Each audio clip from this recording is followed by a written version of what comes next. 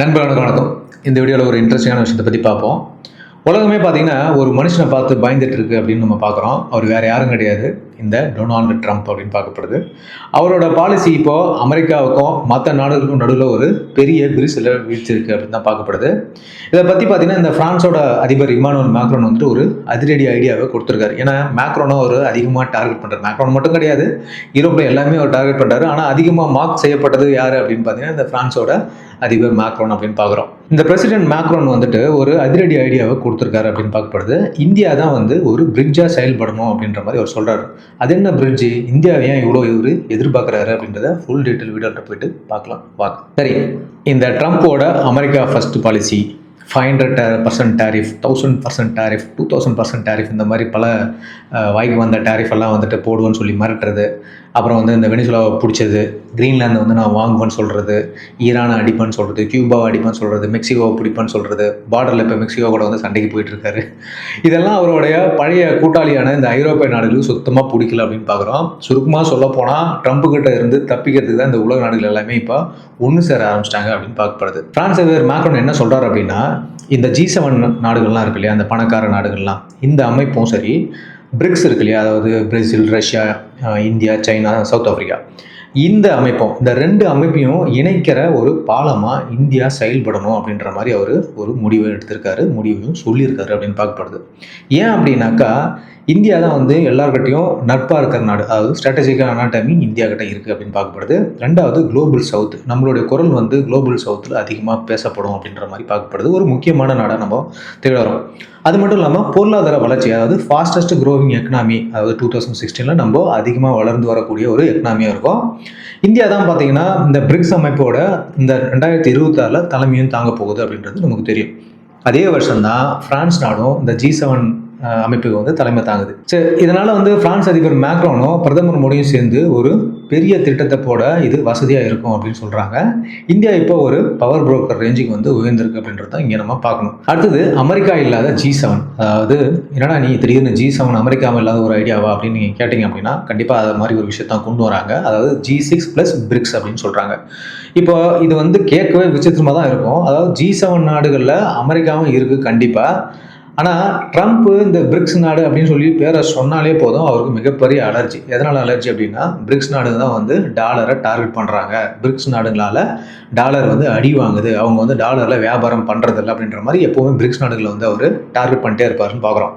மீதி இருக்கக்கூடிய இந்த 6 நாடுகள் இருக்கு இல்லையா, அமெரிக்கா இல்லாத 6 நாடுகள், இவங்க பிரிக்ஸ் கூட கைகோர்த்து நிற்கணும் அப்படின்ற மாதிரி மேக்ரோன் வந்து சொல்லியிருக்காரு.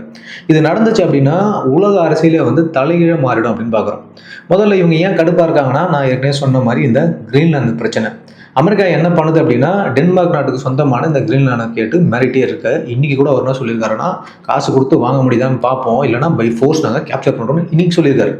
அது மட்டும் இல்லாமல் ஐரோப்பிய யூனியன் அதிகாரம் மேலே வந்து பார்த்தீங்கன்னா நிறைய சாங்ஷன்ஸ்லாம் வந்து அமெரிக்கா பண்ணுது. அமெரிக்கா வந்து தன்னிச்சையாக செயல்படுது அப்படின்னு பார்க்குறோம். குறிப்பாக இந்த பிரான்ஸினுடைய அதிகாரிகளாகட்டும், ஜெர்மன் நாட்டு அதிகாரிகளாகட்டும், இவங்கெல்லாம் வந்து டார்கெட் பண்ணுறான்னு பார்க்கப்படுது. எக்ஸாம்பிள் பார்த்தீங்கன்னா, பிரான்ஸில், அதாவது இந்த ஐரோப்பிய யூனியனுடைய முன்னாள் கமிஷனராக இருந்தக்கூடிய தியரி பிரிட்டன் சொல்லிட்டு ஒருத்தர், இவர் ஒரு பிரெஞ்சுக்காரர். இவர் அமெரிக்காவுக்கு வந்துட்டு சுத்தமாக பிடிக்கல அப்படின்ற மாதிரி ஆச்சு. எதனால் பிடிக்கல அப்படின்னா, இவர் ஒரு ரூலை கொண்டு வந்தார் ஃப்ரான்ஸில். அது என்ன அப்படின்னா, DSA அப்படின்னு சொல்லக்கூடிய இந்த டிஜிட்டல் ரூல். இந்த ரூல் என்ன சொல்லுது அப்படின்னா, சோசியல் மீடியாவில் தப்பான தகவல் பரப்பப்பட்டது அப்படின்னா அதுக்கு அந்த கம்பெனி தான் பொறுப்பெடுத்துக்கணும்னு சொல்லுது. இது ஒரு நியாயமான ரூல் தான். இந்த ரூலை மீறிச்சு அப்படின்னா அந்த கம்பெனியோட உலகளாவிய வருமானத்தில் 6% வந்துட்டு அவங்க பெனால்ட்டியாக கட்டணுன்றது தான் இந்த ரூல் சொல்லுது. இது வந்து பல பில்லியன் டாலர் வந்து அதிகமாகவும் பார்க்கப்படுது. அதாவது பெனால்ட்டி கட்டினாங்கன்னா ஆயிரக்கணக்கில் இவங்க கட்ட வேண்டி வரும். இந்த ரூலை வந்துட்டு பார்த்தீங்கன்னா இவங்க எதிர்க்க ஆரம்பிச்சாங்க. ஏன் எதிர்க்க ஆரம்பிச்சாங்க? எதிர்க்கவே கூடாது. ஏன்னா ஒரு விஷயம் வந்துட்டு தவறான விஷயம் பரப்பப்படும் போது அந்த கம்பெனி வந்து அதை செக் பண்ணி பார்த்து தடை பண்ணணும். இல்லைனா அந்த நாட்டில் கலவரம் வெடிக்கும். அப்படி தான் நேபாளில் இந்த டிஸ்கார்டை யூஸ் பண்ணி ஏகப்பட்ட கலவரம் நடந்துட்டு இருக்கு. அது மட்டும் இல்லாமல் நேபாள் மட்டும் கிடையாது, பங்களாதேஷ்லையும் இதே மாதிரியான ஆப்ஸை யூஸ் பண்ணி தான் அவங்க வந்து பரப்புறாங்கன்னு பார்க்கப்படுது. ஃபேஸ்புக் ஆகட்டும், வாட்ஸ்அப் ஆகட்டும், எல்லா விஷயங்களும் பரப்புறாங்க. இந்தியாவிலும் இந்த மாதிரி பல தவறான விஷயங்களை வந்துட்டு பரப்புறாங்க அப்படின்னு தான் நம்ம பார்க்குறோம். இதுக்கு தான் அந்த ரூல் அவங்க கொண்டு வந்தாங்க. ஜெர்மனியும் இதே மாதிரி ஒரு கேஸ் தான். ஜெர்மனியை பொறுத்த வரைக்கும் பார்த்தீங்கன்னா ஹேட் எய்ட் அப்படின்னு சொல்லக்கூடிய ஒரு கம்பெனியோடைய நிர்வாகிகள் அன்னாலேனா அப்படின்றவங்க மற்றும் இந்த ஜோஸ்பின் இவங்க 2 பேரையும் வந்து பார்த்தீங்கன்னா அமெரிக்கா வந்து தடை வச்சிருக்கு அப்படின்னு பார்க்குறோம். இவங்களும் அதே சேம் தான். சோஷியல் மீடியாவில் வரக்கூடிய இந்த போஸ்ட்டுகளை ரெகுலேட் பண்ணணும் அப்படின்ற மாதிரி அவங்க ஒரு ரூல் கொண்டு வந்தாங்க.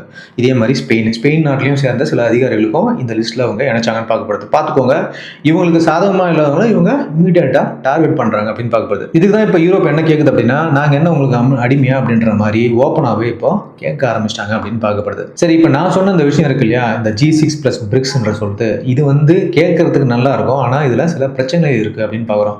முதல்ல உக்ரைன் போர், இதுதான் இங்கே மெயின் ப்ராப்ளம். G7 நாடுகள் வந்து ரஷ்யாவை பயங்கரமாக எதிர்க்கிறாங்க அப்படின்றது நமக்கு எல்லாருக்குமே தெரியும். ஆனால் ரஷ்யா பிரிக்ஸோட ஒரு முக்கியமான மெம்பர். இவங்க எப்படி ஒன்றா இருந்து உட்காந்து பேசுவாங்கன்றது இங்கே ஒரு பிரச்சனை. அடுத்தது சீனா ஃபேக்டர். சீனா மேலேயும் ஐரோப்பாவுக்கு கொஞ்சம் பயம் இருக்குது. ஏன்னா அவங்களும் வந்து எப்படி இந்த அமெரிக்காவோ அந்த மாதிரி நாடு புரிகிற ஆள் தான். ஸோ அதனால் வந்து அவங்க மேலேயும் உங்களுக்கு பயம் இருக்குன்னு பார்க்கப்படுது. 2வது சீனா மேலே உங்களுக்கு நம்பகத்தன்மை ரொம்ப கம்மி. அடுத்தது அமெரிக்காவுடைய பிடி. ஐரோப்பிய நாடுகள் வந்து பார்த்தீங்கன்னா இன்னும் பல விஷயங்களில் அமெரிக்காவை நம்பி தான் இருக்காங்க அப்படின்றது தான் நமக்கு தெரியும். ஏன்னா மேஜர் வெப்பன்ஸ் எல்லாமே, ஹைடெக் வெப்பன்ஸ் எல்லாமே அமெரிக்காவை சேர்ந்தது தான். ஏன்னா தரமான வெப்பனை வந்து தயாரிக்கிறதுனால நம்ம குறை சொல்லவே முடியாது. அமெரிக்காவோட வெப்பன் சிஸ்டம்ஸ் எல்லாமே வேர்ல்டு ஃபர்ஸ்ட் கிளாஸ் அப்படின்னு சொல்லக்கூடியது தான். எல்லாமே வந்து ரொம்ப பவர்ஃபுல்லான வெப்பன்ஸு, ரொம்ப சொஃபிஸ்டிகேட்டான வெப்பன்ஸு, டெக்னிக்கலாக பயங்கர ஸ்ட்ராங்கான வெப்பன்ஸு. ரீசெண்டாக ஒரு ஆர்டிக்கல் கூட நான் படித்தேன். F-35 ஏர்க்ராஃப்ட் இருக்கு இல்லையா, அது வந்து உலகத்தில் இருக்கக்கூடிய எல்லா ஏர்க்ராஃப்டோட கம்பேர் பண்ணி பார்க்கும்போது மிக சிறந்ததுன்னு சொல்லி ஒரு ரிப்போர்ட்டில் வந்திருக்கு. எல்லா ஏர்க்ராஃப்டையும் அதை அடித்து தும்சம் பண்ணியிருக்கு ஒரு டெஸ்ட்டில். அதாவது ரஃபேல் ஆகட்டும், மிக் ஆகட்டும், சுகோய் ஆகட்டும், யூரோ ஃபைட்டர் ஆகட்டும், இந்த மாதிரி முக்கியமான ஏர்க்ராஃப்ட்ஸ் எல்லாத்தையுமே வந்து இந்த F-35 தட்டி தூக்கிட்டு பார்க்கப்படுது. அதோட கம்பெனி லாக்ஹீட் மார்ட்டின், அமெரிக்காவில் இருக்கக்கூடிய அந்த Lockheed Martin company world best company சொல்கிறாங்க. இன் டர்ம்ஸ் ஆஃப் டெலிவரி, குயிக்காக டெலிவரி பண்ணுறதுலையும் இருந்தாலும் சரி, சர்வீஸ் ஓரியன்டாக இருந்தாலும் சரி, அதோட சொஃபிஸ்டிகேட்டட் சிஸ்டமாக இருந்தாலும் சரி, இந்த மாதிரி எல்லா விதத்துலையும் தி பெஸ்ட் அப்படின்னு வருது. ஸோ அதனால் அந்த வெப்பன் சிஸ்டமை இவங்களால் தவிர்க்கவே முடியாது. பல யூரோப்பியன் நாடுகள் வந்துட்டு F-35 வாங்கி வச்சுருக்காங்க, F-16 வச்சுருக்காங்க. ஸோ அமெரிக்கா சார்ந்து தான் இன்னமும் இருக்காங்க. இன்னமும் பார்த்தீங்கன்னா செமிகண்டக்டர் டெக்னாலஜி, சைனா வந்து அந்த டெக்னாலஜியை கண்டுபிடிச்சிட்டாங்க, உடச்சிட்டாங்க சொல்கிறாங்க. பட் உலகளாவே விஷயங்களில் இன்னைக்கும் செமிகண்டக்டர்னக்கூடிய ஒரு சுப்பீரியர் டெக்னாலஜி அமெரிக்காட்ட தான் இருக்குது. இந்த மாதிரி உலகத்தை ஆள்றதுக்கு தேவையான எல்லா விஷயங்களும் அவங்க கையில் இருக்குது அப்படின்னு பார்க்குறோம். அதனால தான் இந்த ட்ரம்ப் இப்போ ஆடுறாரு அப்படின்னு பார்க்கப்படுது. சரி, இப்போ நான் விஷயத்துக்கு வரேன். மேக்ரான் மட்டும் மோடியோட மாஸ்டர் பிளான் என்னவா இருக்கும் அப்படின்னா நமக்கு இப்போ வரைக்கும் அதை பற்றி தெரிய வரல. ஆனால் மேக்ரான் வந்து அடுத்த மாதம் இந்தியாவுக்கு வராரு. அப்போது இதை பற்றி பிரதமர் மோடி கிட்ட விரிவாக பேசுகிறாரு அப்படின்னு எதிர்பார்க்கப்படுது. இந்தியாவுக்கு இப்போது பிரிக்ஸ் அமைப்போட தலைமை பொறுப்பு இருக்குது அப்படின்றது நமக்கு தெரியும். நமக்கு இது வந்து ஒரு பெரிய ப்ளஸ் பாயிண்ட் அப்படின்னு பார்க்குறோம். அமெரிக்காவை தவிர்த்துட்டு உலக நாடுகள் எல்லாமே இந்தியாவை வந்துட்டு ஒரு தலைமை நாடாக பார்க்கும்போது அது நமக்கு ஒரு பெருமையான விஷயம்தான். ஆனால் அமெரிக்கா இல்லாத G6+ பிரிக்ஸ் ரெண்டுத்தையும் எப்படி இந்தியா சேர்க்க போகுது, சேர்த்து உலகளாவிய விஷயங்கள்லாம் எப்படி இவங்க அணுக போகிறாங்கன்றது இனி வரும் காலங்களில் தான் நமக்கு தெரியும்னு பார்க்குறோம். ஓகே மக்களே, ஸோ உங்களோட கருத்து இதில் தெரிவிங்க. அமெரிக்கா இல்லாத ஒரு உலகம், முக்கியமான விஷயங்கள்லாம் அமெரிக்கா இல்லாமல் நடந்ததுன்னா அது எப்படி இருக்கும் அப்படின்ற மாதிரி உங்களோட கருத்து இதில் தெரிவிங்க. மேலும் அடுத்த ஒரு இன்ஃபர்மேட்டிவ் வீடியோவில் சந்திக்கிறேன். நம்ம சேனல் சப்ஸ்கிரைப் பண்ணுங்கள், உங்கள் ஃப்ரெண்ட்ஸ்க்கெலாம் ஷேர் பண்ணுங்கள். மீண்டும் அடுத்த ஒரு வீடியோவில் சந்திப்போம். தேங்க்யூ, பாய், ஜெய்.